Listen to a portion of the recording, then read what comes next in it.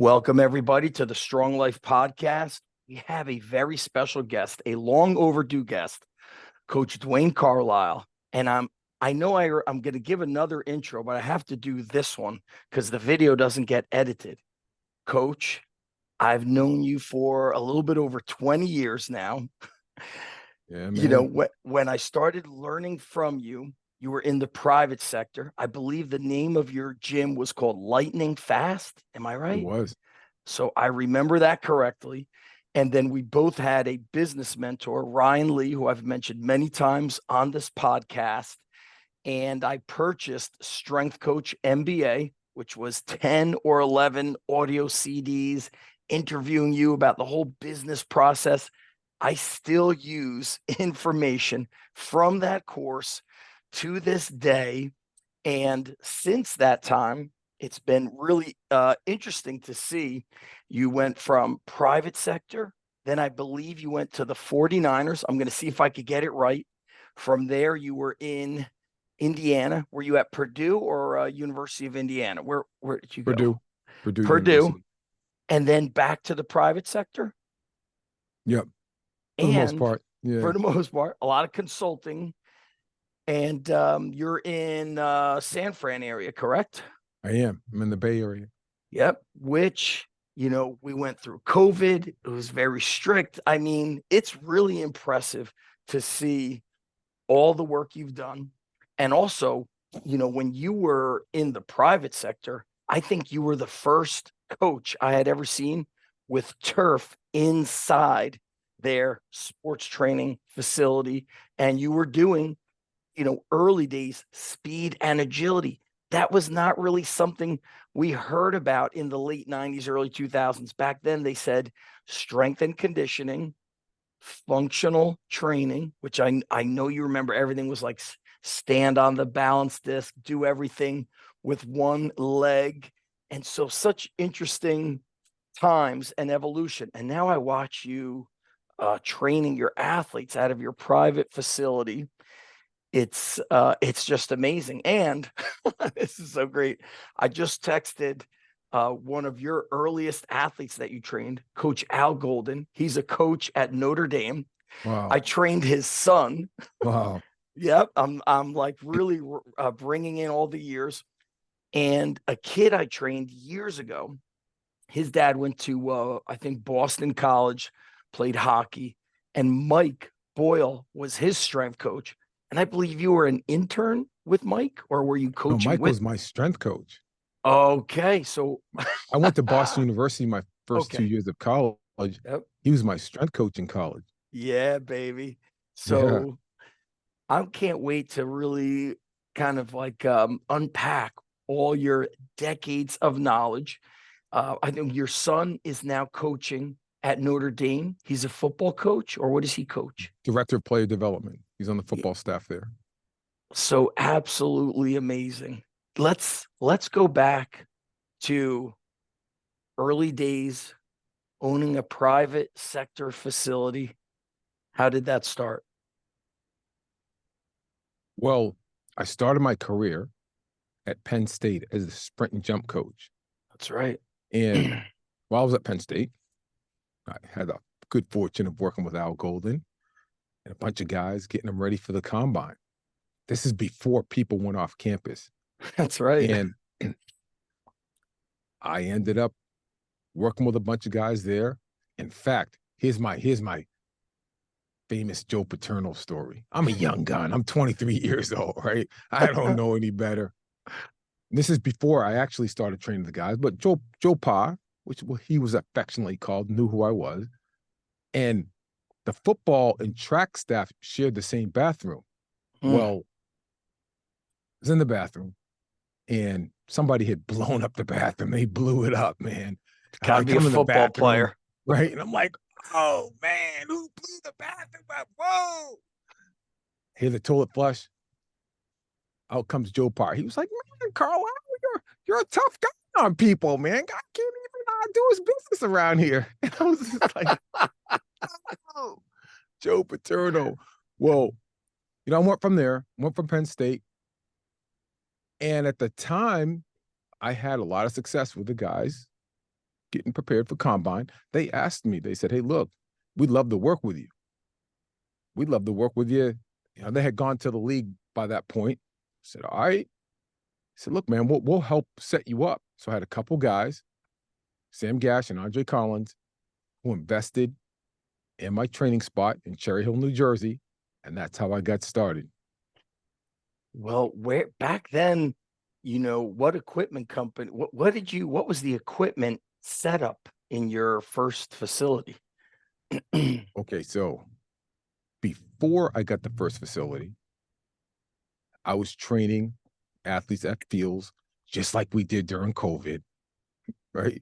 And that kind of grew into me working with athletes in my indoor spot. So here's what happened.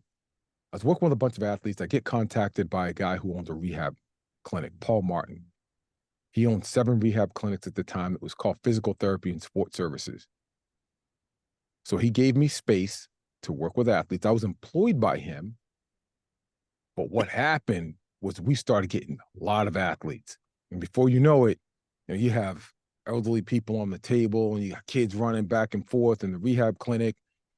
You basically said, hey, man, I love you, but this business relationship can't really work because our priority is physical therapy.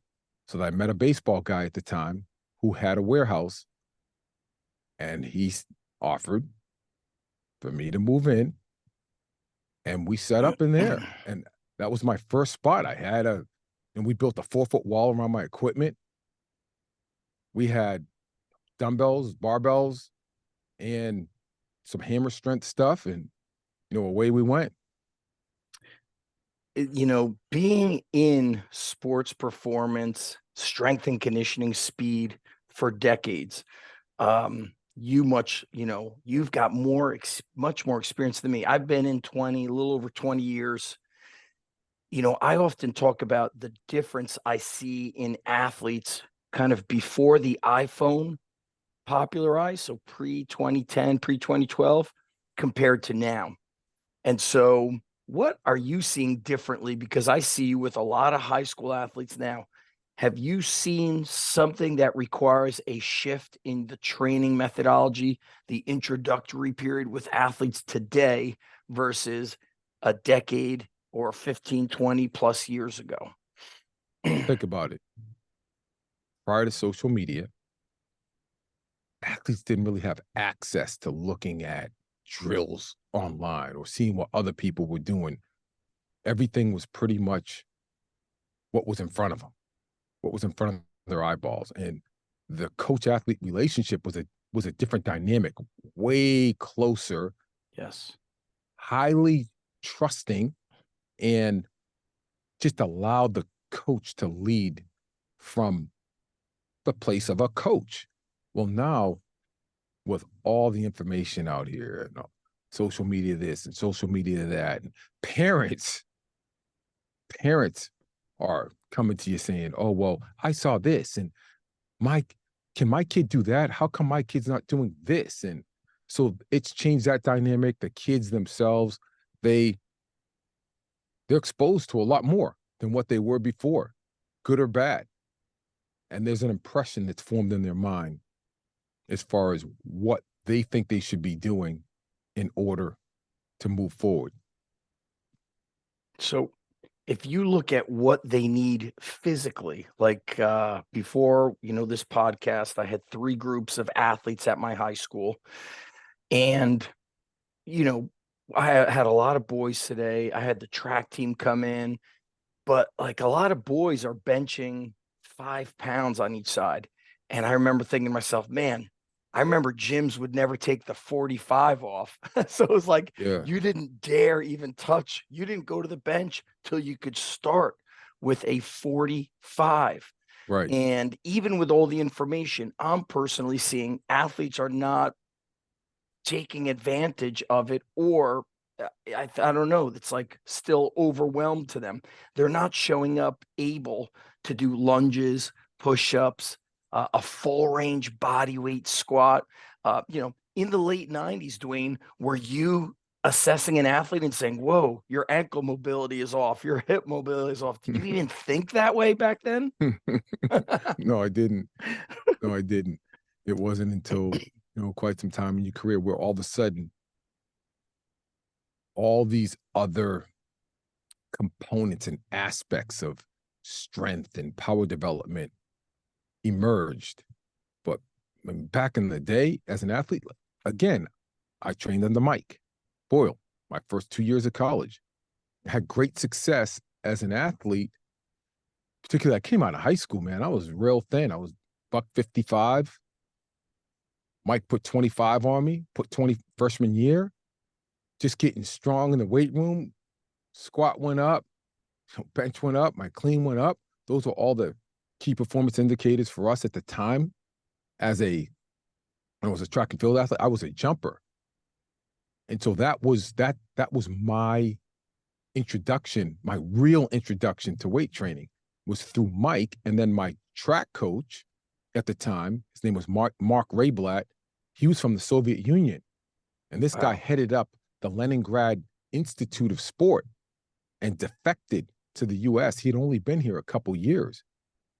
And he brought me down to Mike and said, if we get him strong, get DC strong. Now, it was of great benefit to me. So when you were at the 49ers, were you with Coach Parker? I sure was. I love that guy. So, man, unbelievable, man. Unbelievable. That was the greatest coaching experience I've ever had. I was with him for 3 years, and I still talk to Coach Parker probably once every other week. Why was it so great for you? What was, man? Okay. So here's what made it so great. All right, first off, you started off by saying you recall lightning fast training system. We were rolling. We had three facilities. I was working for the Eagles as a speed coach. Everything was good. We had just built our house in the Princeton area. And I get a phone call from Coach Johnny Parker. He's like, he goes, oh, this is Duane Carlisle. Like, yes, he goes, I've been hearing your name a lot, and I'm very interested in talking. I just took the job at the San Francisco 49ers, and I would love to talk to you about how you can help us win a Super Bowl. So, you're hearing this guy, Coach Parker, the legend. And Sam Gash used to talk about Coach Parker all the time. So I had this impression of Coach Parker, the legendary Coach Parker. And I flew up for the interview, turned the job down. Why? Yeah.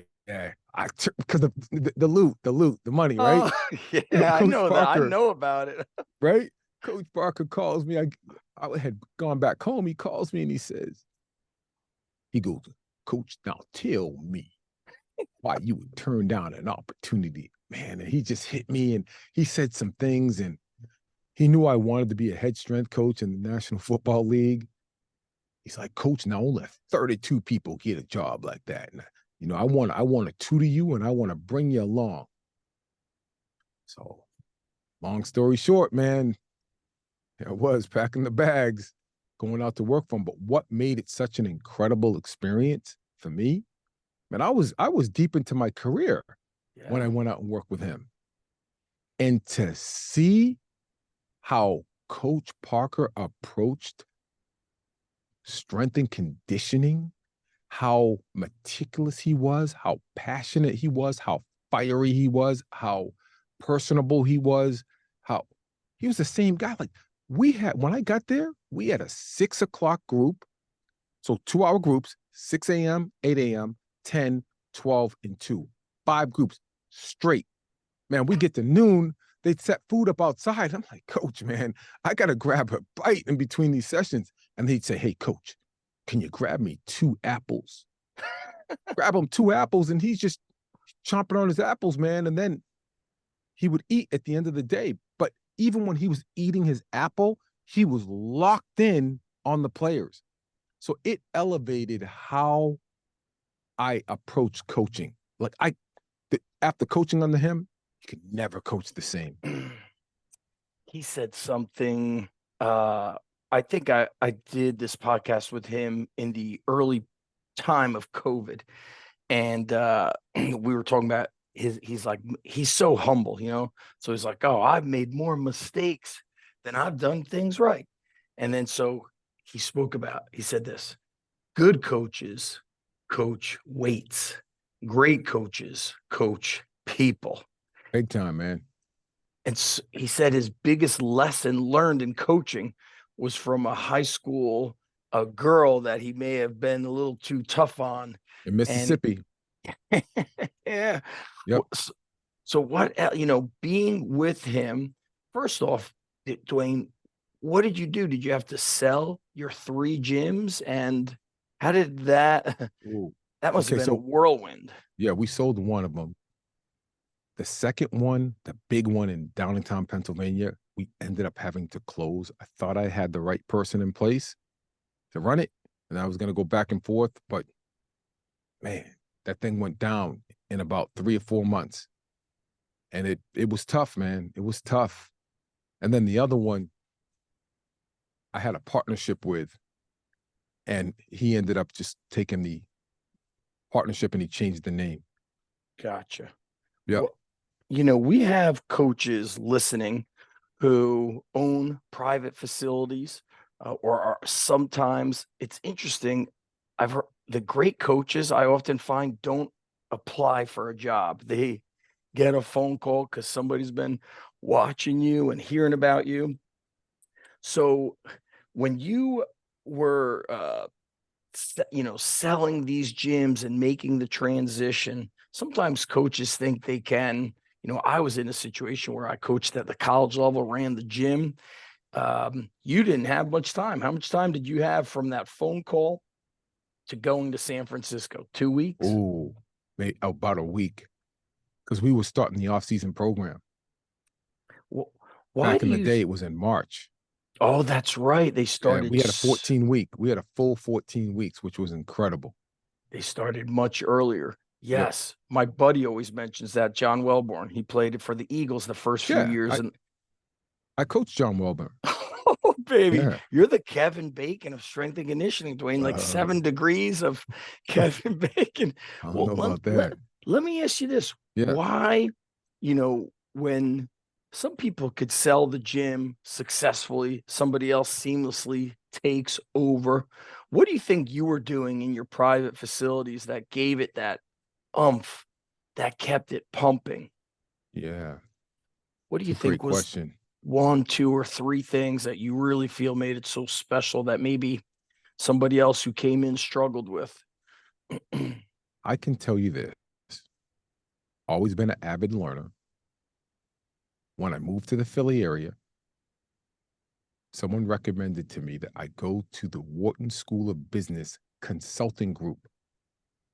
So what Wharton School of Business offered, so MBA students, they were first or second year MBA students, what they offered at the time was support for small businesses. So you would go interview with the powers that be, and they took you on as a client. And typically, the MBA students had 3 to 5 years of work experience prior to getting their MBA. So they were sharp. A lot of them had management consulting type positions. And I got accepted into the program, and boy, did I learn. They taught you how to put together a business plan, marketing plan, all those key components that help to drive a business. So that helped me from the business side. A lot of people they fly by the seat of their pants on the business end. Now, that combined with my passion, it's always been about the athlete. It's always been about helping people get better. It's always been about pouring into other people to help them elevate their performance. And so for me, that's what I try to inject in everybody who I work with. And I believe that was something that resonated with people who were our clientele.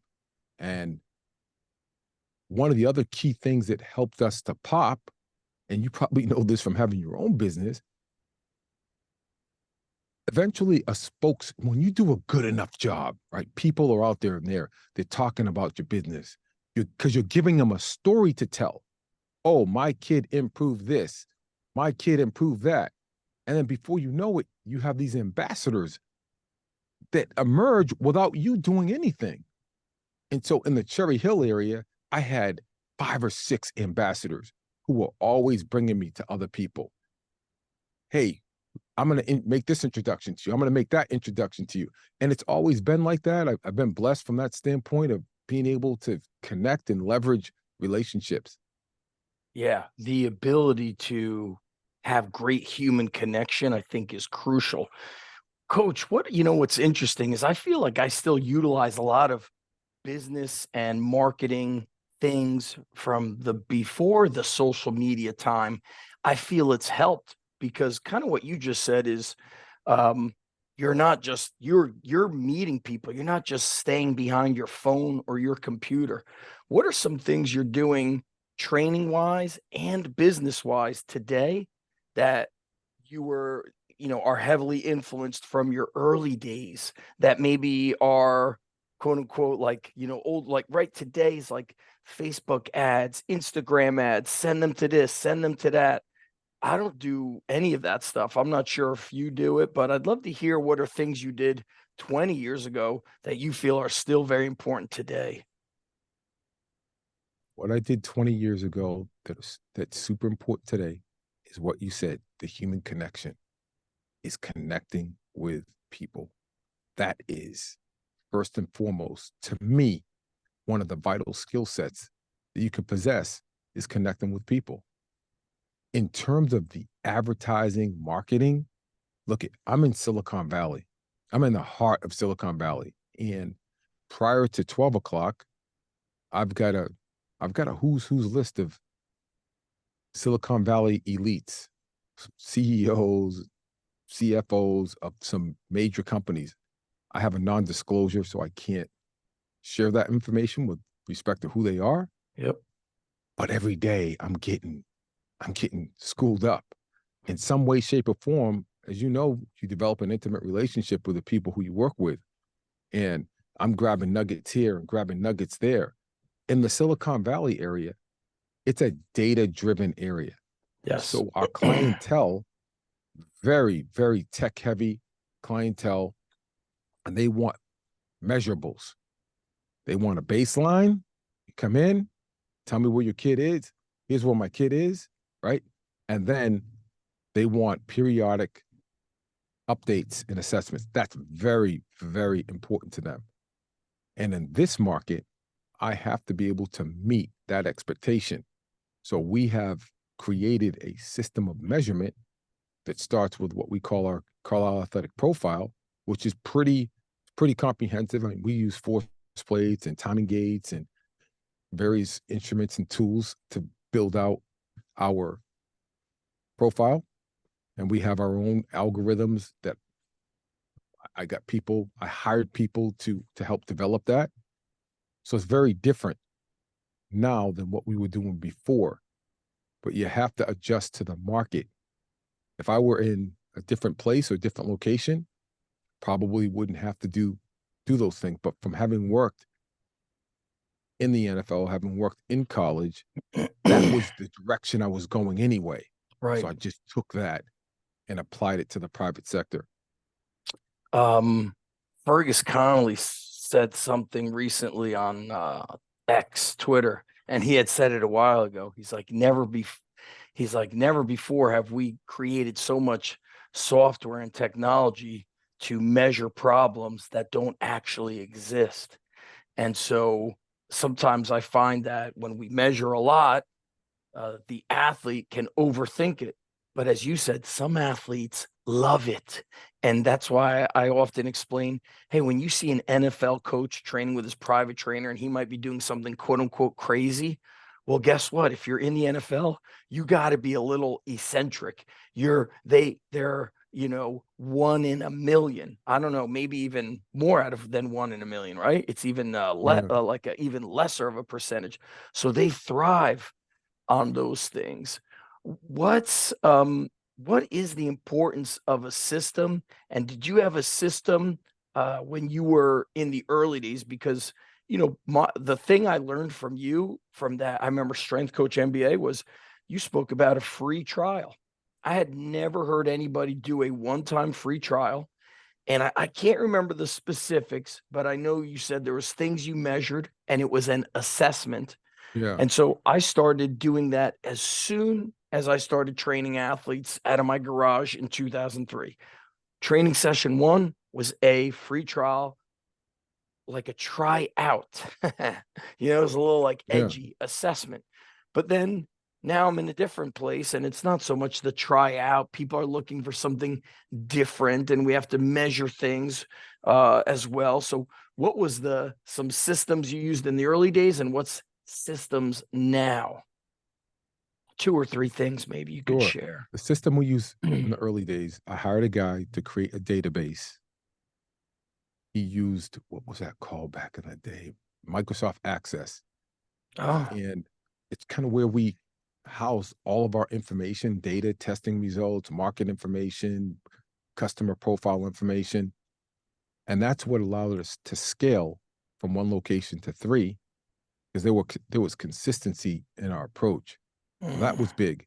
In terms of the assessment, we just did a basic assessment on that free trial. And we tested them in a 40 if they were a yep. football player. We tested them in a 10-yard dash. We did a vertical jump test. People want to know where they are. If you just start someone and you don't give them a baseline, then in their minds, they're going, okay, so where am I? Yes. But when you test them, it gives them a reason. Like the people who are goal-oriented, all right, this is where I am. And then now you can have a conversation alongside of them and tell them, this is where I'm going to take you.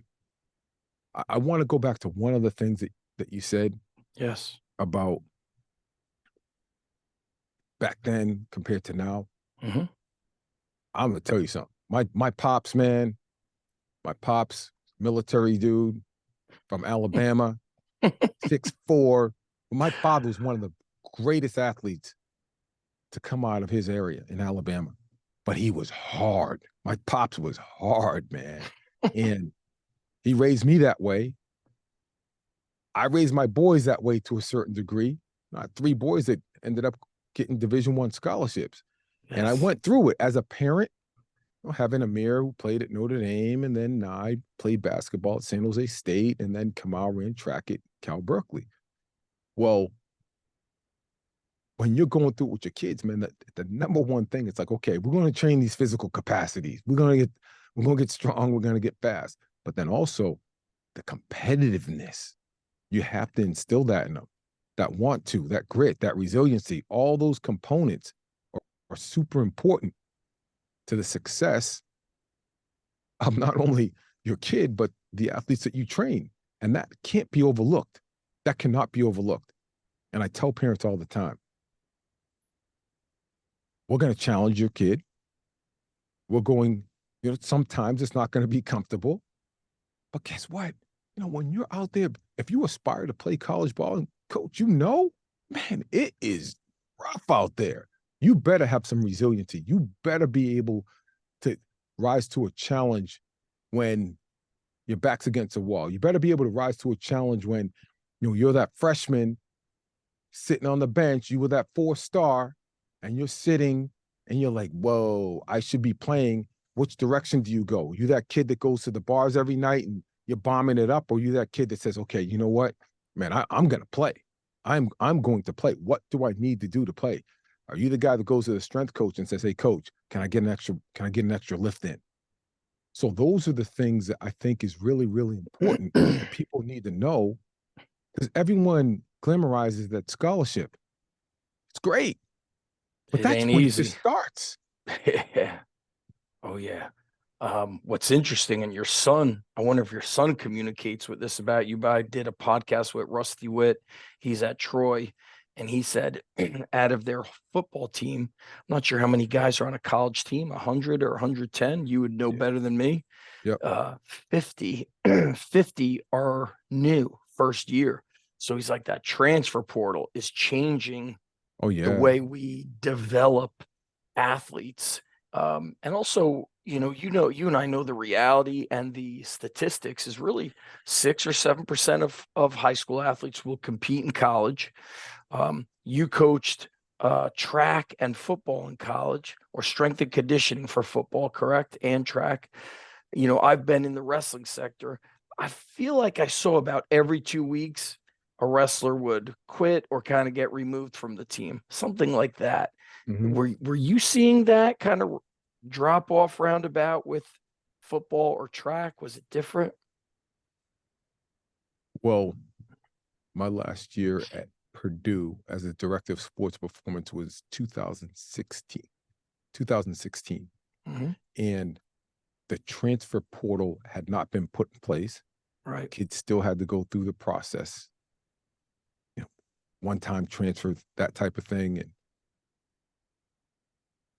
we had, here's what we did see, is kids who just weren't mentally prepared to handle being a Division I student athlete. And one of the challenges that they always had was managing themselves, managing their lifestyle. Yeah. And as a result, kids would get themselves in hot water, academically. And most of the time, coaches have policies in place. When you miss practice, guess who gets the brunt of the burden, gets punished, just like the kid is a strength coach. So you got to be Yes. there at 5 a.m. to punish the kid. But those are the things that you typically saw. Whereas now, oh, it's a different ball game because kids can go. They're getting paid, Oh and yeah. they have agents who are representing them, Yes. going after the bigger and better deals at other schools, making calls and brokering deals on the player's behalf. It's man, it's different now. So, how did somebody put this to me? They they said that like that we're getting to a point in sports where there's kind of like the top 10, top maybe 15 teams because they could afford the right players. And then they're saying then the other teams are kind of unable to make it because they don't have donors technically buying the athlete. Ron McKeefery told me like a couple of years ago, he said there's going to come a point soon where the strength coach is making the least amount of money when he's on the football team, meaning every player will be making more than a strength coach.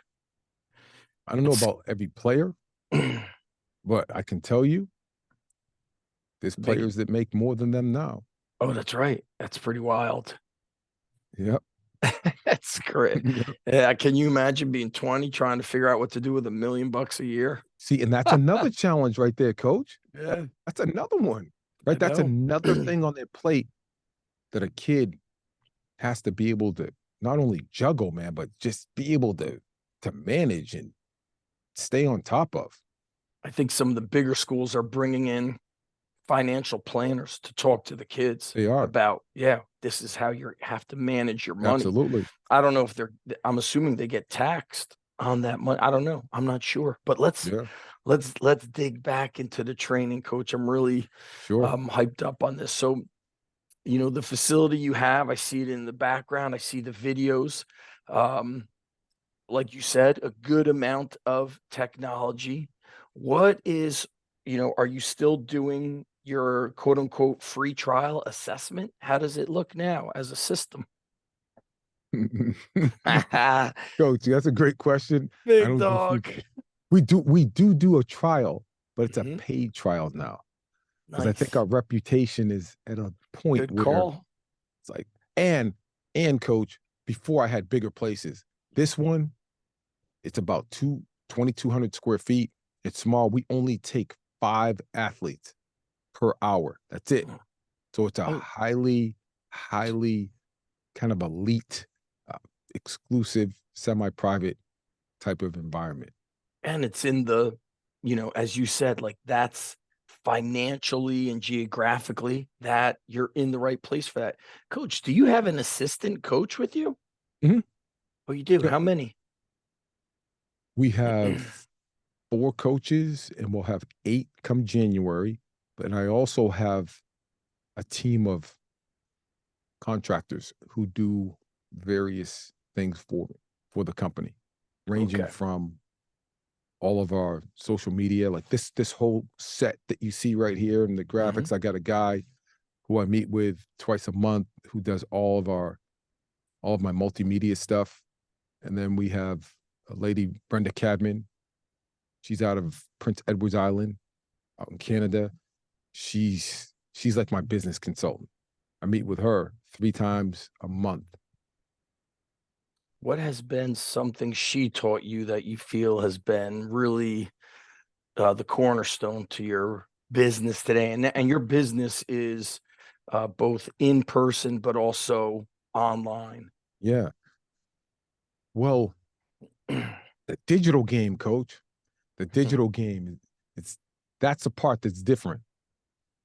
It's different. And the way you construct things is different. Like, in other words, it's a lot of pieces to it. For example, right now, Dr. Ken Clark and myself, we're in the process of launching a digital course. It's called Fast School Fundamentals for Team Sport Athletes. And Brenda is the driver of the behind the scenes aspects of the course launch. And it is crazy the amount of work that goes into the back end of it. Right? It's bigger than just, okay, we're gonna do a video, or we're gonna do a series of videos. Here's our modules and here's our lessons. You go out and you film. Man, that's just part of it now. Like, to create a system where things will work on its own from the time when someone purchases to an email to email sequence, all that stuff. She's building out all that. I was just on the phone last night with my web guy. I was like, hey, some button got touched where now when people signed up for the cert, they don't get this. And I felt like we were down in like the bat cave. Like, I was like, bro, I don't even know what you're saying now. Yeah. Well, I want to challenge you with a question. Sure. I'm going to go back. I don't know how many years ago this was. I'm going back to Strength Coach MBA. Yeah. I remember this question like it was 2 minutes ago. We spoke about this last week. So you did these 10 audio CDs, back then CDs with our boy Ryan Lee. Yeah. And then there was a bonus CD about Coach. business. You were on this thing. Dude, wow. I burned those CDs out. I listened to them so much in my car. Wow. And so I remember even the tone of your voice. I was like, Duane, like, keeps you on this. So here we go. And just like you did Coach Johnny Parker, want to impersonate my man, Duane Carlisle. Try not to laugh. All right. Oh, people are going to love this episode, by the way. Okay, so Ryan Lee says, all right, Duane. So after all these years and having multiple gyms, what would you do different if you could start all over again? And then there's some silence. And I'm driving. I lean in to listen. You're like, okay, Ryan, you want to know what I would do differently?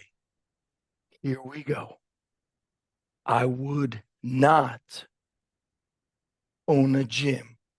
And after the 10 CDs, I feel like I could have heard the strength coaches be like, what? And then you said, what you would have done is gone into high schools with a couple high school kids that you had trained and just run speed and agility camps that would run at night or over winter break or during the summer. And you would basically partner with the schools who would help market.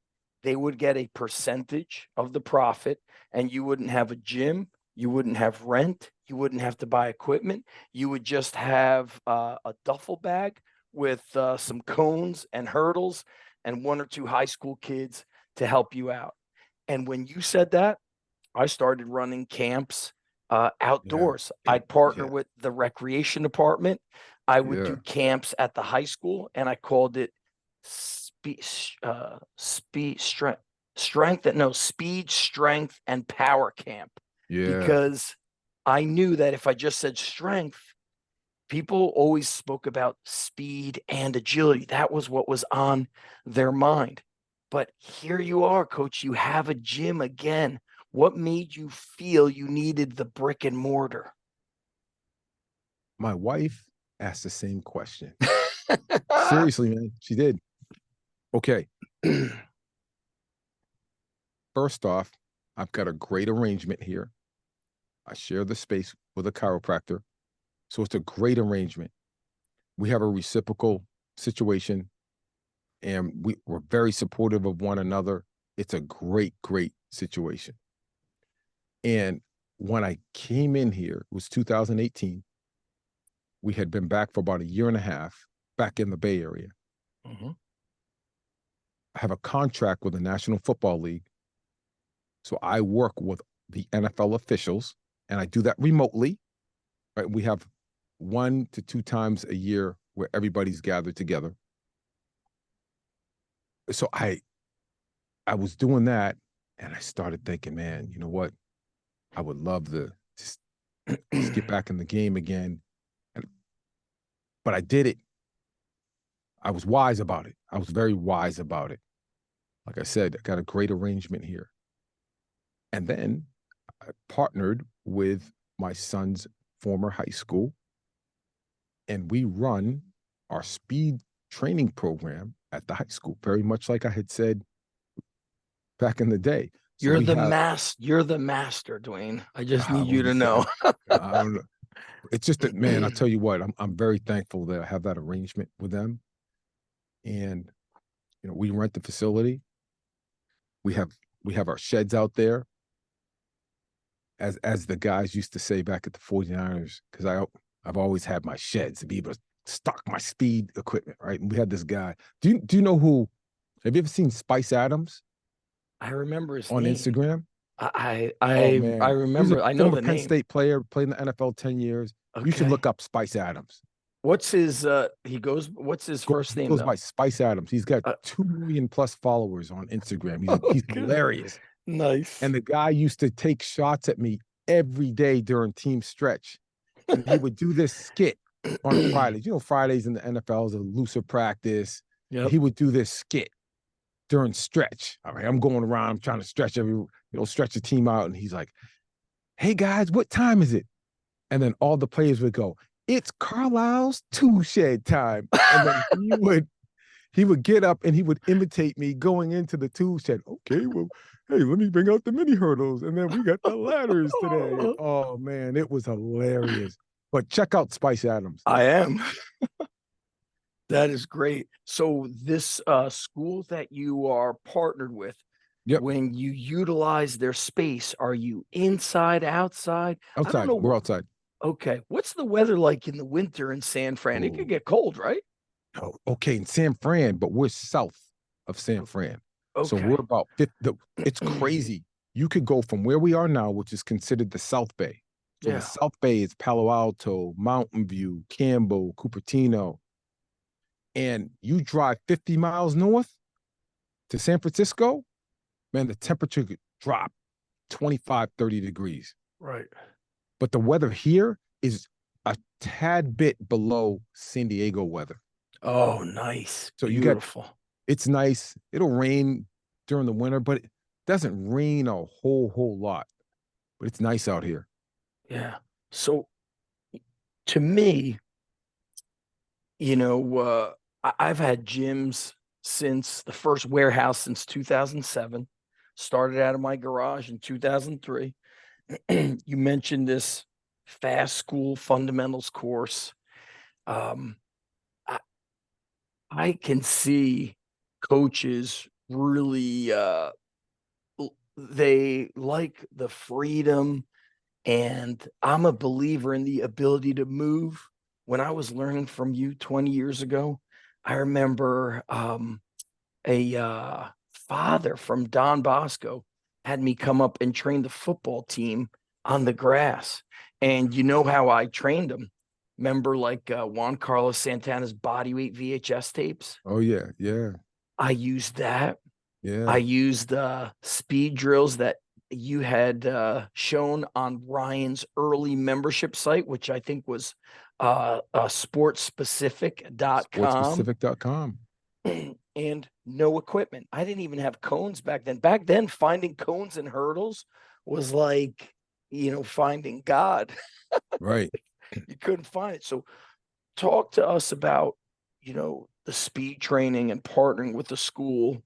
And I'm excited for the course because I want to use it. And what's interesting is there's a turf field right behind my house. And now we have a field house and it's like the recreation. And I see a lot of different sport businesses partnering with our town, baseball travel teams, indoor soccer, girls flag football. They're all doing it, but nobody's doing speed until I get the fast school fundamentals course. Then it's over for Let's everybody. go. Let's go. Yeah. Let's So, go. so talk to us about how it would work. I'm excited for this, and I think this is good for coaches. Also, you're a dad. I could imagine like some dads who are like And me I'm a who don't. grandpops. You're grandpops I'm a now. grandpops, man. 5-year-old granddaughter, 2-year-old grandson. It's Me coaching them amazing. up. Oh yeah. Oh Well, yeah. and also, you coached your own kids, which means you had time with them. A lot of strength coaches do not. They don't grasp the business. You've got employees, you've got a team. Somebody could do their own speed school and just go in somewhere twice a week and you could Yeah. kind of scratch your coaching itch, so to speak. So talk to us about your program and why speed school? Why not a strength school? For guys like you, man. Put the That's strength right. school together. The Yes. master underground gym. On my end, I've always had a passion for speed, man. And we know the underpinnings of speed is strength. So I spent my time in the weight room without a doubt as a strength and conditioning coach and as an athlete. However, I just from day one, man, I came out the womb. It's been about speed. So Ken Clark, who's got 30 publications, he's one of the top researchers in the area of speed training. His Instagram is Ken Clark Speed. Ken Clark Perfect. Speed. Okay. He interned for me back in the day at my Downingtown facility when he was an Oh, undergrad. it's amazing. And we've stayed in touch. I've hired him over the last 3 years to do consulting work with me because I want to make sure that I dot my I's, cross my T's, I'm staying on top of my game, I'm being challenged. And so Ken and I, we have great synergy together from all the years. So I said, Ken, look, how about we put together a course? Because a lot of here's what's happened with speed. Back in the day, there weren't nearly as many people who were doing it. Now Oh, everybody and their brother is a speed coach, strength but coach, and so forth. But correct. the thing is, a lot of them don't know the science behind what they're doing. A lot of them, hey man, look, let's go to the park. I'm gonna do what I did as an athlete and so forth. So we wanted to put together a course that was going to answer a lot of questions around speed. So it's a 5 module. First module is acceleration, 15, 16, 5 to 7 minute lessons.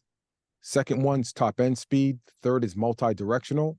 The fourth is how to profile and assess. And then we have a special 40-yard dash prep component to that. And then the fifth one is program design. And we give all these resources. So it's not only research publications, but I have a lot of things I've invested in that I've rolled into the course in terms of calculators. So if somebody wants to see, they want to see how fast they need to run their last 20 yards in order to run a 4.540, plug that Wow. in. And then you work backwards, right? Whoa, I'm falling short here. I know I need to work on my top end speed in order to have any shot of running that time. But I have a calculator for that. I got there's 3 different calculators in there. There's progressions, acceleration, top end, warm up, multi-directional. There's PDF with video links, with a 4-week training plan. So there's a lot of, I just want to, man, I want to give back. I want to give back. I want to give back. I've been so blessed in this industry, and I Ye- want to help coaches, and so does Dr. Ken Clark, elevate their game. I can't wait. And I want to say this too. A lot of people think, oh, Zach doesn't, he trains all these wrestlers. We got baseball players, fencers, swimmers. When we have good weather, 7 months out of the year, there's a park across the street. We do a lot of different sprint and acceleration drills because I found it gets them stronger in the weight room, Great better at stimulus. great stimulus. And I Yeah. look at it as I'm just using sprinting, various Yes. sprints and deceleration as a way to develop stronger, more powerful legs. And that Yeah. helps you Yeah. no matter what. Absolutely. Coach, did you? I wonder, like, you and I during COVID, I had no problem when they were like, "Oh, you can't you be in the gym." To me, that was another day at the office. When we actually we would go on this little patch of grass, and then there was a side driveway to my gym. We did a lot of races, jumps into sprints. When we got back in the gym, athletes were breaking records on things like front squats, cleans, Mm. and to me, that was the best assessment of what does sprinting do for them. Did you start developing this during COVID when you were forced out? Because I think you had the facility during COVID, or no? I did. Yeah. We were closed for a total of about 18 months. You know what was cool about COVID? Here's what was cool. And you probably felt the same way, coach. Man, it just took you back to the basics. Yes, I I didn't have loved my it. tools, like all my fancy little tools that I have here. Yeah, Man, I was just back on the field, just like everybody else. There was 5, 6 other people battling for a spot to post up and train their athletes. And it just took me back to the base. I couldn't really bring anything out there, right? Because one, you had to run a covert operation. You didn't want cops that's right. pulling up on you saying, hey, hey, hey, right? And then, it Yes. loosened a little bit, and it was just all right. Maybe I could bring out a little something. Maybe I bring out a cone or bring this out. But what you had was all your knowledge. You're bringing all your knowledge to the session. You're bringing you, and what you realize is like, okay, I don't need all this to Mhm. get my athletes better. All I need is my knowledge, and I need a willing athlete that wants to get after it and elevate their performance. That's a perfect marriage. It was, yeah. It was perfect. So, coach, I know you got to go. You're going to have a group of clients coming in soon. On my newsletter, I'm going to share when you launch Fast School Fundamentals course. I can't wait for it. I'm already thinking business wise how I'm going to implement it. I have a newsletter. Do you have a newsletter? I know you're on Instagram. What's Yeah, the Instagram? Coach Duane Carlisle? Coach Duane Carlisle. Coach Duane Carlisle, Duane. Yep. Do you guys have a newsletter, or where will people be able to find out aside from when I share it out on Instagram and social? They can go to Fast School Fundamentals with an S. It's fastschoolfundamentals.com. That'll be up Okay. on December 12th. Perfect. And I'm going to share it out. What do you got? Do you have any last final words? I'm almost a little depressed that our conversation has to Yeah. end. Look, here's my last final words. This has been awesome. It's Yes, great connecting with you again. I know. I've You're the enjoyed best. myself. This has been fun, man. This has been fun. You are the master. I'm so pumped to learn from you. I agree with what you said earlier about the teaching of speed. It's sometimes so complicated. I'm excited for how I love the way you teach. I've been learning from you for since day one. So that's for over Oh, thank 20, you. Same 21 here. years now. Same here, brother. You're amazing. So and you know what's a little selfish for me is I have 2 kids in high school, so I could take it to train my kids.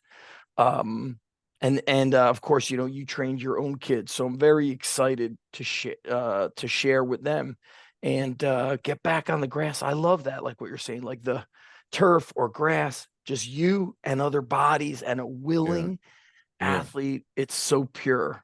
Yeah. It's so Yeah. pure. Awesome. So for everybody listening, make sure you share this with a friend, a colleague. In the information section, I will link up Duane's Instagram, fastschoolfundamentals.com. I will link that up. And then are you still doing your podcast? You were kind of doing it intermittently or like once every. Yeah. I'm going to launch it January. You're a busy man, so it's hard to keep up with all of that. But man, You should know. I don't know. I need a clone. And I think what I'm going to do is help you do like a business bonus for people who purchase your course, like a behind, talking about just how to apply this. Okay. And whether it's full-time, part-time, if you're a sport coach, a physical education teacher, this is going to be powerful. Coach Duane Carlisle, you are the master. I know you don't like when I brag about you, but you're the man. I love you, my brother. Thanks, man. Love you too, brother. Thank you to everybody for listening. Please leave a 5-star review, share it with friends, and the Strong Life Podcast will be back next time. Talk to you soon.